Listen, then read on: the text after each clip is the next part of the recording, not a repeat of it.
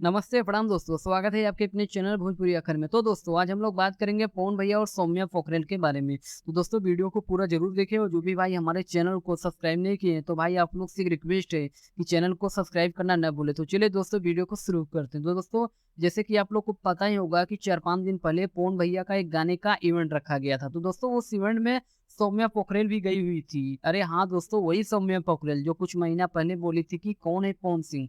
मैं नहीं जानती, ये वही वाली सौम्या पोखरेल है। फिर क्या था दोस्तों, पवन भैया भी उसको उस इवेंट में बुलाकर बहुत सम्मान दिया और उसके साथ डांस भी किए। लेकिन दोस्तों सबसे बड़ी बात तो यह थी कि पवन भैया ने उससे वादा किए कि मैं आपके साथ एक गाना ज़रूर करूँगा। तो दोस्तों फिर क्या था, पवन भैया के इस फैसले से उनके सारे फैन्स नाराज़ हो गए और कुछ यूट्यूबर भाई लोग भी पवन भैया को गलत बोलने लगे। लेकिन दोस्तों, पवन भैया किसी चीज़ का वादा करे और उसे निभाए ना, ऐसा हो सकता है क्या?